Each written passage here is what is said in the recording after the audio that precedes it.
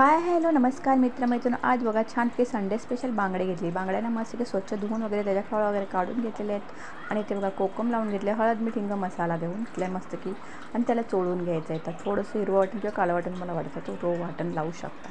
छानपैकी इकडून तिकडून मस्त चोळून घेतलेला आणि मस्त बघा तेलामध्ये छान असे फ्राय बांगडे केले आहेत। आणि मी थोडीशी कोलंबीही घेतली होती, मग त्याच तेलामध्ये परतवून घेतलेली। इथं मस्त की बघा बांगड्यांना फ्राय करून घेतल्या। तर 2 बांगड्या अख्खे ठेवून बाकी 2 बांगड्यांची मस्त की तुकडे केले। तेलामध्ये छान बांगडा फ्राय करून घ्यायचा। भाकरीबरोबर भातावर एक नंबर लागतं। तुम्हाला कशाबरोबर नक्कीच आवडतं ते कमेंटमध्ये सांगा। आता असा बांगडा करून बघा, तळलेला बांगडा एक नंबर गावच्या पद्धतीने केला। ह्याला रवा किंवा पीठ नाही लावलेलं आहे। आता त्या तेलामध्ये मी थोडीशी कोलंबी तळून घेतली आणि अशी प्रकारची बघा गावा ठिकाणी असं झटपट केलं जातं।